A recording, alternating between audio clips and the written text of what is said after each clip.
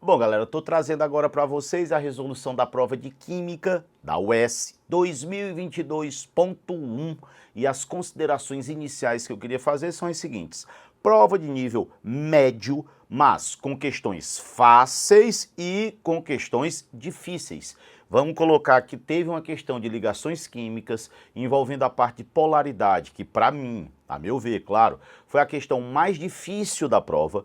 E nós temos uma questão de estequiometria, de cálculo de fórmula com nomenclatura, que não foi a mais difícil, mas ela foi muito trabalhosa. Então nós temos uma questão muito trabalhosa e uma questão bem mais difícil, bem mais complicadinha. E também temos questões simples. Vamos dar uma olhada, vamos resolver juntos e depois eu quero que vocês me digam quais as impressões de vocês. Deixa o comentário aqui que eu quero saber. Se você achar que foi bacana a iniciativa, achar legal, bota seu curtir se for o caso, mas vamos logo, vamos perder tempo não. Hoje é um ótimo dia para você aprender química. Bora! Questão 47, o que é que ele diz aqui? Em geral, as bebidas alcoólicas são bem calóricas por conterem etanol, que depois de metabolizado transforma-se em sacarose. Eis uma razão pela qual pessoas com sobrepeso devem evitar o consumo excessivo dessas bebidas. As fórmulas químicas do etanol e da sacarose são respectivamente. Gente, coincidentemente essa questão aqui envolve duas substâncias muito conhecidas. Etanol, que aqui no Brasil é obtido a partir da cana-de-açúcar. A gente sabe que é o álcool mais comum que nós temos, ainda mais agora em épocas de pandemia, que a gente está falando muito de Covid, a gente lembra que o etanol era muito utilizado e ainda é muito utilizado na limpeza das mãos, aquele etanol 70%. Então o etanol que tem na bebida, o etanol que a gente usa na desinfecção e o etanol dos combustíveis é exatamente o mesmo, a fórmula é a mesma, esse álcool é o mesmo. Então, quando a gente vai raciocinar, et quer dizer que eu tenho dois carbonos. Então, C ligado com C. Ol quer dizer que eu tenho uma hidroxila ligada a um carbono saturado. Se eu completar aqui com os hidrogênios, como cada carbono faz 4 ligações, aqui eu vou ter 3 e aqui eu vou ter 2. Então, CH3, CH2, OH. Se eu condensar, essa fórmula daria C2H6O. Só com essa fórmula, a gente descarta o item A, que tem o metanol, e o item D, que tem o propanol. Só sobra para a gente o B e o C. Lembrando que essa fórmula do álcool é exatamente a mesma, porque eu posso escrever C2H6O sem problema, ou eu posso escrever CH3, CH2OH, C2H5OH, dando destaque aqui para a hidroxila, deixando mais claro ainda que isso aqui trata-se de um álcool. Agora, o que vai rolar aqui é, poxa, e a sacarose? Gente, a sacarose é um disacarídeo, que é obtido, por exemplo, a partir da glicose e da frutose por desidratação. A gente chama de condensação. A gente vai ter a saída de uma molécula de água. A gente poderia pensar que eu tenho C6H12O6 mais C6H12O6, quer dizer que eu tenho isômeros, né? Glicose e frutose. Eu tiro uma molécula de água, eu passo a ter C12, agora ó, H12, 12, 24, menos 2, H22, 6 e 6, 12, menos um oxigênio, 11. Então isso daqui é a sacarose, que é o nosso açúcar comum. Agora eu acredito que como isso aqui é uma molécula muito batida, muito conhecida, você olhava e já se ligava que na letra B a gente tem a glicose como fórmula geral, podendo ser também a frutose, né? E na letra C a gente tem a sacarose. Então eu considero, por exemplo, eu acho que você, eu não sei, mas você vai me dizer aqui, mas eu considero que essa questão, ela foi uma questão simples. Então a gente marca aqui a letra C. Feita a primeira, são 8. Vamos para a próxima. A próxima questão você tem. Essa questão ela exigia que você lesse com atenção, com calma e com tranquilidade. As tatuagens consistem na introdução na derme, com auxílio de agulhas, de pigmentos que ficam retidos nas células da pele. Para a obtenção de variadas cores, utilizam os seguintes pigmentos: sais de cobalto, que dá a cor azul, sais de cromo, que obtém a cor verde, sais de ferro para ter a cor marrom e rosa, sulfeto de mercúrio para obter a cor preta, sais de cádmio para obter a cor amarela e óxido de titânio para obter a cor branca. Agora, olhem o que ele vai pedir. Considerando a possibilidade de tatuar a bandeira brasileira no seu braço, ó só, bandeira brasileira. Gente, o que é que você tinha que conhecer? As cores da bandeira do Brasil. Então você vai, sais de cobalto, então aqui ó, sais de cobalto, para eu ter a cor azul, verde, amarelo, azul e branco. Depois, sais de cromo, para obter a cor verde. O ferro vai me dar marrom e rosa, não quero ferro. Depois, sulfeto de mercúrio para ter a cor preta, não quero preto. Sais de cádmio para ter a cor amarela, opa, o cádmio eu quero. Óxido de titânio para obter a cor branca. Então a outra cor que eu quero é a branca, óxido de titânio. Então são 3 sais e um óxido, aí você vê o comando. Considerando a possibilidade de ter a bandeira brasileira, os tipos de pigmentos empregados seriam os sais dos metais de transição específicos do bloco D, pertencente aos grupos.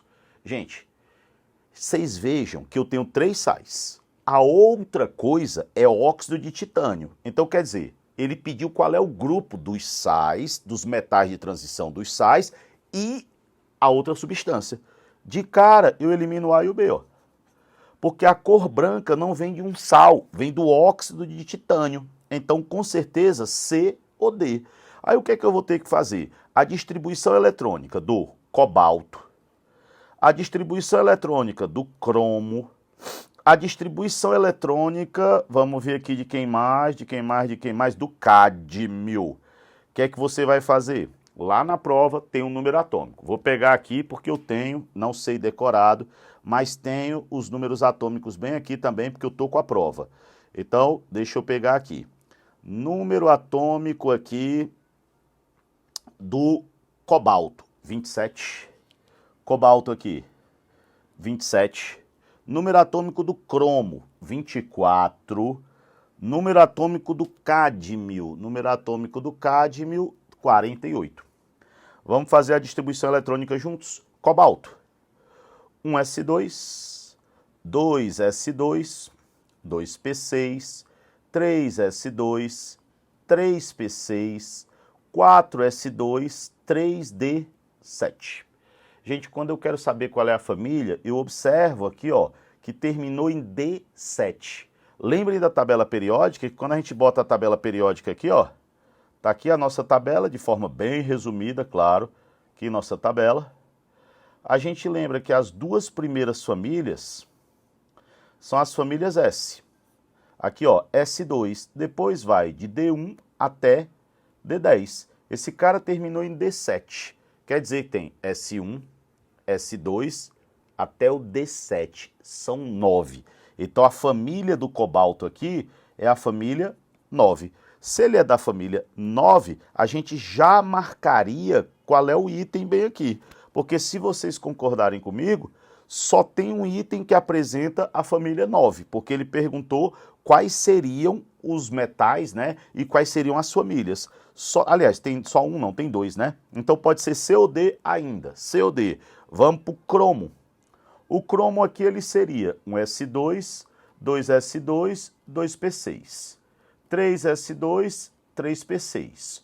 4S2, 3D4. Terminou em D4. Aí eu vou ter S1, S2 e eu vou até o D4. Quer dizer, são 6. S1, S2, D1, D2, D3, D4. Se são 6, família 6. Agora a gente mata, ó. Família 6, família 9. Só pode ser letra D de dado. Claro que esse elemento aqui, ele é aquele que apresenta a configuração anômala. A configuração anômala quer dizer que esse elétron do S2 iria aqui para o D4, ficaria S1, D5. Mas para a classificação da tabela periódica, você coloca a distribuição normal. Vamos só fazer o cádmio, né? Não nos custa nada. A gente vai 48, 1s2, 2s2, 2p6, 3s2, 3p6, 4s2, 3d10, até aqui eu tenho, ó, 10, 20, 30. Depois do 3d10, 4p6, 5s2, 4d. Não é 48? Aqui vocês viram que eu tinha 30, 38. Então até o D10, 48. Agora qual é essa família aqui que você vai comigo? Poxa, S1, S2. D1 até D10. Então família 1, família 2, tururu.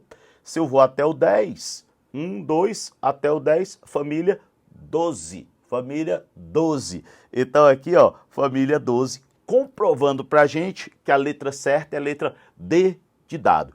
48 também feita, com certeza era uma questão boa, mas uma questão que dava para desenrolar, né, por esse lance das famílias da tabela periódica. Vamos para a seguinte. Questão seguinte, a química verde, gente, esse lance da química verde é uma coisa que o Enem adora. Então lembrem, química verde é aquela ecologicamente correta, não obrigatoriamente é economicamente correta. A química verde, ela se apega a nós termos o menor número de etapas possíveis, a usar coisas renováveis, tá certo? Tentar não haver um consumo de uma matéria não renovável. Então, menor número de etapas, menor número de subprodutos, porque se eu tiver muito subproduto, eu vou acabar jogando no lixo muita coisa, vou acabar acumulando coisas que não me interessam. E a menor energia possível, das mais diversas formas de energia, eu tenho que tentar usar a menor quantidade possível. Aí ele diz, é um ramo da química que busca diminuir ou eliminar o uso de substâncias que promovem a poluição, bem como recuperar a qualidade do ambiente. Foi definida pela primeira vez em 1991 por John Warner e Paul Anastas, membros da Agência Ambiental Norte-Americana. De acordo com a química verde, é obrigatório. Item 1. Usar reagentes não renováveis. Gente, usar reagentes renováveis. Isso aqui não faz sentido, né? Item 2, aprimorar processos naturais de síntese. Se o processo é natural, se naturalmente a coisa está sendo sintetizada, esse processo eu posso dizer que me dá uma substância renovável. Então, eu vou aprimorar aquele processo natural a fim de que eu não tenha um ciclo interrompido, e sim que eu tenha um ciclo contínuo, que eu tenha uma substância que seja renovável e não renovável. Então, tudo bem. Item 3. Desenvolver condições para que as reações químicas tenham maior rendimento. Quanto maior o rendimento, menor a perda de reagente e produzam menos impurezas. Se eu tiver menos impurezas, eu tenho menos substâncias que vão acabar sendo jogadas fora. Então isso aqui, sim. Itens 2 e 3, tudo tranquilo. Resposta para a gente, a letra B de bola. Questão também que dava para a gente desenrolar de boa, tá? Próxima questãozinha. Reações orgânicas acontecem em compostos orgânicos cujos tipos são identificados mediante a quebra de molécula, dando origem a novas ligações químicas. Considerando as reações orgânicas apresentadas a seguir, assinale a opção que apresenta a correta associação entre a reação orgânica e o seu tipo. Gente, as principais reações orgânicas que nós temos são adição, substituição, eliminação, oxidação e redução, né? Então vamos lá. Adição é quando entra algo que não tinha dentro do composto, normalmente porque desfaz-se uma ligação dupla ou então uma ligação tripla. Então quando eu tenho uma dupla ou uma tripla e essa ligação abre para a entrada de algo que não existia anteriormente, eu tenho uma adição. Eliminação é quando eu tenho a saída de algo que tem naquele composto. Então o composto ele vai ter uma quantidade menor de átomos, sai algo e forma-se uma dupla ou então uma tripla ali naquele composto. E quando eu tenho a substituição, quer dizer que eu vou ter a substituição de um átomo ou de um grupo de átomos por outro átomo ou outro grupo de átomos. Eu tinha algo e vai ser substituído por outra coisa. Beleza. Oxidação, eu vou ter entrada de oxigênio, nós vamos ter aumento do NOx dos carbonos, e redução, ou eu tenho a saída de oxigênio ou eu tenho a entrada de hidrogênio. São as maneiras mais fáceis de perceber, mas na verdade a gente lembra que oxidação é aumento do NOx e redução é diminuição do NOx. E aí quando a gente olha para cá, a gente vê CH3Cl mais NaCN. Percebam que tinha um cloro aqui, e no lugar deste cloro está o CN. Então o que aconteceu? CN para o lugar do cloro, cloro para o lugar do CN. Então o que eu tenho aqui não é uma adição. O que eu tenho aqui é a substituição de um cloro pelo cianeto. Então letra A está falsa. Letra B, C2H4 mais O mais H2O, dando C2H4OH2. Gente, percebam que eu tenho C2H4, que seria o meu substrato, o meu composto orgânico, bem ali. E houve a entrada do oxigênio. Então isso aqui, de forma bem clara, pode até cortar aqui, é uma oxidação. Então está fora. Depois nós temos C2H5OH, dando C2H4 e água. Gente, olha só, C2H5OH é o álcool, né? É essa substância bem aqui, ó. Aí o que foi que rolou bem aqui? O que rolou aqui, ele disse que formou o C2H4, que é C dupla O, H, H, outro H e outro, e a saída da água. Gente, vejam que eu tenho um álcool, houve uma desidratação, houve a saída da molécula de água. A gente tem a saída disso daqui, ó. E quando sai o H e sai o O, forma-se uma ligação dupla. Então a desidratação, a saída dessa molécula de água bem aqui, é uma eliminação. Eu estou tirando algo de dentro de um composto. Eu não troquei o H por outra coisa. Eu tirei o H e o OH. Então, eliminação, letra C a gente marca com segurança. Letra D, substituição. Percebam que aqui é C2H4 mais H2 dando C2H6. Esse H, ele não entrou no lugar de alguém. Ele entrou a mais. Podem ver que tudo que eu tinha permaneceu. C2H4 permaneceu C2H4, só que entrou um H2. Então isso aqui foi uma adição e não uma substituição. Então fora, a gente marcou a letra C de boa. Vamos para a próxima. Na próxima, o que é que nós temos bem aqui? A fórmula de um sal é constituída de 25,82% de potássio, 52,9% de bromo e 21,20% de oxigênio, em valores aproximados.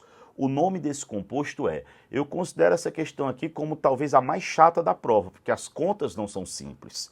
O que é que vocês vão ter bem aqui? Poxa, qual é a quantidade de potássio que eu tenho? Vocês podem ver que a quantidade de potássio que eu tenho é 25,82%. Podem ver que a quantidade de bromo que eu tenho é 52,9%. E podem ver que a quantidade de oxigênio que eu tenho é 21,20%. Sabe qual é a maneira que eu acho mais tranquila, não obrigatoriamente simples, de sair daqui? Vamos supor que eu tenho 100 gramas desse composto, e se eu tiver 100 gramas, eu tenho 25,82 gramas desse, 52,9 gramas desse e 21,2 gramas desse daqui. Agora vamos encontrar quantos mols, porque como eu quero uma fórmula, a fórmula ela me diz quantos mols eu tenho de cada espécie por mol da substância, por uma substância daquela. Então vamos lá, divide 25,82 por 39 gramas por mol, que é a massa do potássio. Divide 52,9 por 80 gramas por mol, que é a massa do bromo. E divide 21,2 por 16 gramas por mol, que é a massa do oxigênio. Deixa eu pegar aqui a calculadora e fazer isso daqui, ó. Do jeito que está aqui, o que a gente pode fazer é 25,82 dividido por 39. Isso aqui dá 0,66 mol. 0,66 mol. 52,9 dividido por 80. Gente, 0,66 mol. E se eu pegar 21,2 dividido 21,2 dividido por 16, isso aqui dá 1,32 mol. Vocês percebem que 0,66 vezes 2 é 1,32. Então essa fórmula ela seria K 0,66 BR 0,66 O 1,32. A proporção aqui é 1 para 1 para 2. Então eu posso dizer que essa fórmula ela é KBrO2. Depois que eu encontro a fórmula, eu ainda tenho que saber o nome. Melhor maneira para saber o nome aqui é calcular o NOx do elemento central. O potássio ele é mais 1, o oxigênio ele é menos 2. 2 vezes menos 2 dá menos 4. Para que essa soma dê zero, como o potássio é mais 1, esse bromo é mais 3. Aí tem aquela tabelinha que diz mais 1 e mais 2 começa com hipo, termina com oso. Mais 3 e mais 4 termina em oso. Mais 5 e mais 6 termina em ico. Mais 7 começa com per e termina com ico. Como deu 3, termina com oso. Mais oso é a terminação do ácido. Se é a terminação do ácido, aparece aquela história, ó. Se o ácido termina em ico, o ânion termina em ato. Se o ácido termina em oso, o ânion termina em ito. Bico de pato, gostoso, biscoito. Ou então gostoso, mosquito, no bico do pato, como você quiser.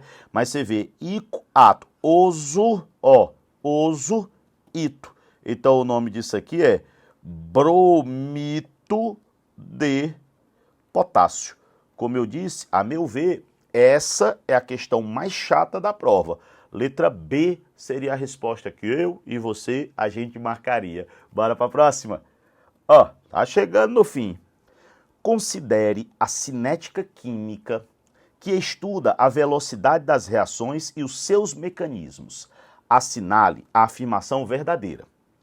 Quando se refere a um reagente, a variação do número de mols tem sinal positivo. Gente, reagente é uma substância que reage.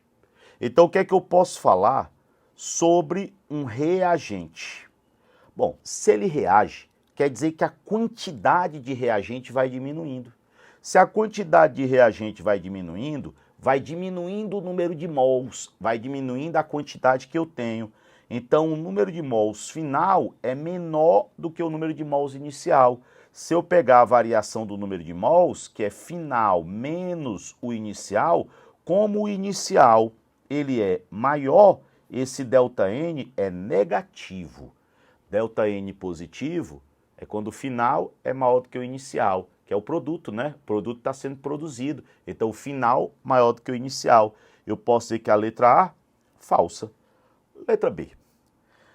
Se uma reação é constituída de diversas etapas, a velocidade é dada pela rápida. Pode parar.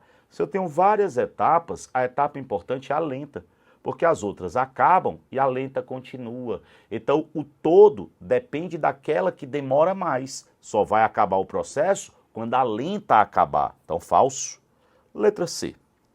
Os catalisadores não modificam os mecanismos, mas aumentam o valor da energia de ativação. 2 erros. Modificam, eles podem modificar o mecanismo, eles podem me dar um caminho alternativo e eles não aumentam a energia de ativação, baixa a energia de ativação. Então, falso. E a letra D e última. A energia livre permite verificar se a temperatura muda a espontaneidade de uma reação. Não foi um item que foi escrito da melhor maneira possível. Na verdade, a variação da energia livre, o ΔG, é igual ao ΔH menos o T vezes o ΔS. Gente, se o ΔG der negativo, o processo é espontâneo. Se o ΔG der positivo, o processo ele é não espontâneo. Então, vocês podem ter certeza que para dar negativo ou positivo, muitas vezes depende da temperatura, mas não é só a temperatura. Eu não posso afirmar que a temperatura ela sempre muda a espontaneidade, porque tem processos que sempre vão ser espontâneos, independente da temperatura. Mas a temperatura, ela pode alterar a espontaneidade. E vejam, quando ele fala a energia livre permite verificar se a temperatura muda a espontaneidade de uma reação, não está escrito muito bem. Era melhor ter dito que a variação da energia livre, em alguns casos, depende da temperatura, né? Ou seja, o sinal dela depende. Ela sempre vai depender, mas o sinal, a espontaneidade, vai, em muitos casos, depender da temperatura. Mas é a única para a gente marcar. Letra D, tá feito.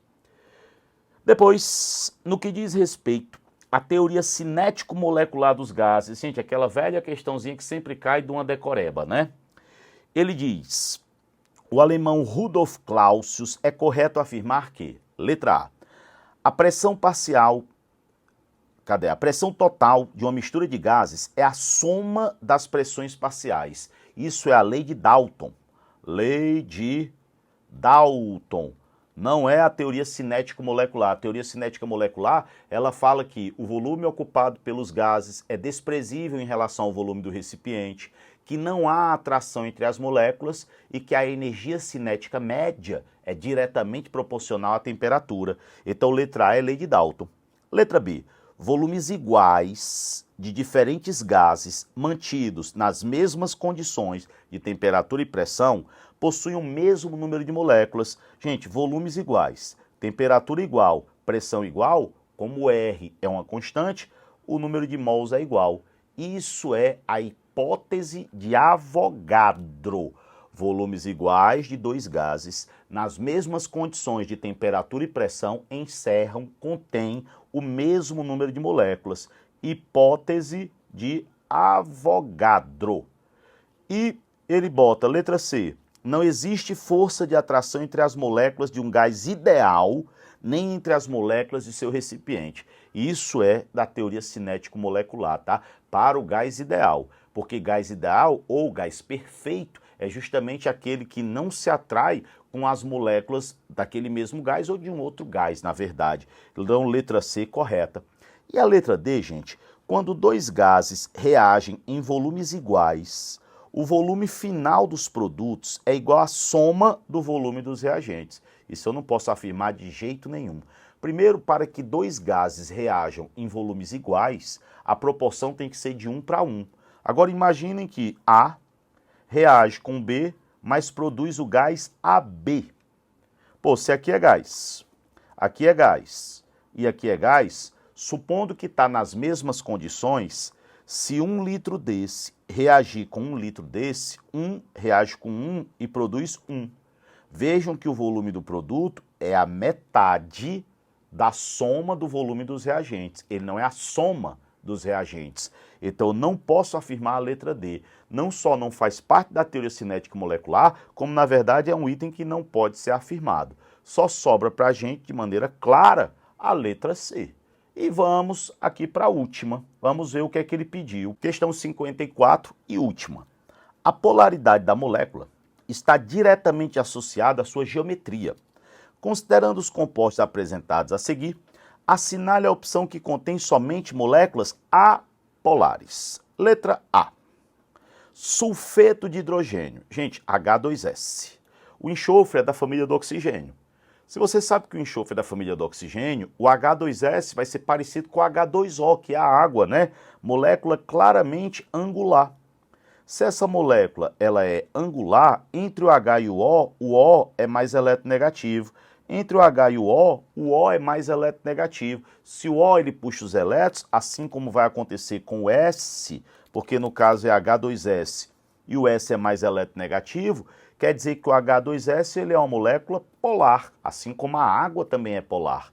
Já o metano, o CH4, a gente sabe que o CH4 ele forma 4 ligações, ele é um tetraedro. Gente, quando eu tenho um tetraedro com todos os átomos iguais, essa molécula ela sempre é apolar. Então, aqui, o metano, ele é apolar. Mas como ele queria todos apolares, a letra A já estava fora. Letra B, ele bota disulfeto de carbono. Aí você vai, pô, Michel, O que é disulfeto de carbono? É CS2. E cloreto de berílio, BeCl2. Aqui a gente não precisa se esforçar muito aqui para desenrolar isso daqui, ó. Você vai CS2. Pô, quem é o CS2? O carbono tem que fazer 4 ligações. O enxofre, ele é da família do oxigênio.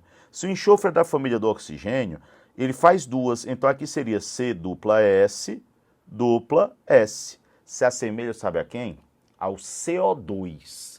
Se assemelha ao CO2, o que é que você vai perceber? Pô, esse enxofre vai puxar, esse enxofre vai puxar, um puxa para um lado, um puxa para o outro, a molécula é linear, um anula o outro, essa molécula ela é uma molécula apolar. O BeCl2, ele é uma molécula onde o berílio é um elemento da família 2. Normalmente os elementos da família 2, eles perdem elétron, eles formam ligação iônica. Só que o berílio é muito pequeno. Se o berílio é muito pequeno, ele não vai perder elétrons. Então, o berílio e o boro, que é o próximo elemento da tabela, que só tem 3 elétrons na última camada, eles vão fazer ligação covalente. Então, se o berílio aqui ele vai fazer ligação covalente, o berílio só tem 2 elétrons, 1, 2. O cloro é da família 17, antiga família 7A. Vai ter que fazer uma ligação o cloro e o berílio só tem 2 elétrons, só faz 2 ligações. Então isso aqui é uma das exceções à regra do octeto. Nós temos algumas exceções à regra do octeto, aliás, várias, né? Mas quando a gente pensa nos elementos que são os representativos, família 1, 2, 13, 14 até a 18, não são tantas exceções assim. E o berílio é uma delas, berílio e boro. Aí depois o carbono já faz as 4 ligações. Vejam que se o berílio está fazendo 2 ligações só, vai haver uma repulsão, vai ficar o cloro de um lado, o cloro do outro. Um cloro vai puxar o elétron, o outro também vai puxar. Esses vetores se anulam e essa molécula ela vai ser uma molécula apolar. Aqui no canal, gente, tem vídeo de polaridade, tem vídeo de geometria molecular, aqui tem vídeo sobre exceções à regra do octeto, a parte de ligações químicas está muito completa aqui no canal. Então, de repente, se tem alguma dúvida, está rolando, dá uma olhada. No instante você vai entender e vai ficar seguro, tá? Letra C, dióxido de carbono e dióxido de enxofre. Gente, o dióxido de carbono, deixa eu pegar aqui, é o CO2. Depois eu puxo lá de volta. Letra C. O CO2 é C dupla O, dupla O. Então, esse oxigênio vai puxar, esse vai puxar, um cancela o outro, essa molécula ela é apolar, como a de cima. Dióxido de enxofre, SO2. Aqui a figura é diferente. Porque esse enxofre aqui, o que é que vai acontecer com ele? Como ele tem 6 elétrons, a gente pode imaginar, seguindo a regra do octeto, que ele vai se ligar a esse outro oxigênio aqui, faz uma dupla. O oxigênio está estável e o enxofre também. Eu vou pegar esse oxigênio aqui e a maneira que esse enxofre tem de se ligar ao oxigênio é se ele fizer uma dativa. Então eu posso imaginar essa estrutura como sendo S, vejam que tem um par livre aqui, ó. Esse par livre faz com que a molécula ela incline, né, que ela fique angular. Aqui tem um oxigênio e aqui, ó, duplo oxigênio. Então essa molécula ela não é uma molécula linear, ela é uma molécula angular. Se ela é uma molécula angular, eu vou ter um oxigênio puxando, não se cancela, quer dizer que essa molécula ela é polar. Gente, tem uma outra maneira de fazer isso aqui, que é até mais correto, tá? Não é tão estudado em segundo grau, que é você imaginar que aqui, no lugar de fazer uma dativa, esse enxofre que está bem aqui, ele poderia fazer uma ligação dupla com o oxigênio, tá aqui, ó, e uma ligação dupla com outro oxigênio. Aí você vai dizer, ah, mas ele expandiu o octeto. Mas ele pode expandir o octeto. Ele pode expandir o octeto porque quem está do terceiro período para baixo, todo mundo pode expandir o octeto. E aqui num outro conteúdo da química chamado de carga formal, aqui as cargas formais elas ficam menores. Então essa estrutura é mais estável. Mas mesmo assim, ao redor desse enxofre, vejam que ainda tem esse par livre, ó. Se ainda tem esse par livre, quer dizer que a molécula ela continuaria com a mesma configuração. só que com duas duplas bem aqui, ó, SO2. Então continuaria sendo polar, que é o que eu queria saber. Então não pode marcar a letra C, a gente já sabe que a nossa resposta é B, a gente só vai comprovar olhando a letra D de dado. Pentacloreto de fósforo e amônia. Gente, pentacloreto de fósforo é o PCl5, pentacloro, fósforo. Amônia é o NH3. Como é que a gente vai fazer isso? Com a calma que a gente foi até aqui, ficaria letra D. PCl5, o fósforo está fazendo 5 ligações. Como o fósforo tem 5 elétrons na última camada, família 15, ele vai fazer uma ligação com cloro, outra. Uma ligação com cloro, outra ligação e outra. Gente, isso aqui é uma geometria um pouquinho maior, que é quando eu expando o meu octeto, também tem aqui no canal, tá? Isso aqui é uma bipirâmide com a base triangular. Nesse caso, esse cloro anula esse, ó. Aqui eu tenho cloros que estão a 120 graus entre si. Eu vou ter um para cá, esse e esse. Gente, vetores que saem a 120 graus, que apresentam o mesmo módulo, ou que entram a 120 graus entre si, que apresentam o mesmo módulo, vão ter resultante nula. Então esses vetores também se anulam. Se eles se anulam, quer dizer que essa molécula aqui ela é uma molécula apolar. Então o PCl5, que é uma bipirâmide de base triangular, ele é apolar. E depois vamos para o NH3, a amônia, que é N1, 2, aqui ó, H, H e H. Estrutura piramidal clássica, o nitrogênio tem 5 elétrons, ele faz 3 ligações, completa o octeto e fica com um par livre aqui em cima, ó. Então aqui eu vou ter esse nitrogênio puxando e esse também. Todos os vetores apontam para cima, ninguém está sendo cancelado. Então o que é que eu posso dizer? Que essa molécula, claramente, ela é uma molécula polar. Então, itens com moléculas apolares, item B de bola. Detalhe, não comentei no início dessa questão, mas essa questão aqui, ela não é, vamos dizer, especificamente trabalhosa, ela é difícil mesmo. Essa questão aqui, a gente pode afirmar que de toda a prova, ela é a mais difícil. Aquela de estequiometria talvez fosse a mais trabalhosa, por causa das contas, mas essa daqui, em nível de dificuldade, sem dúvidas, é a mais complexa, é a mais complicada. Tranquilo? De boa? Ó, se você gostou, mete seu like aí. Se tá faltando alguma dessas matérias, olha os vídeos aqui do canal. Um beijo imenso para você e eu tô aguardando você em outro vídeo.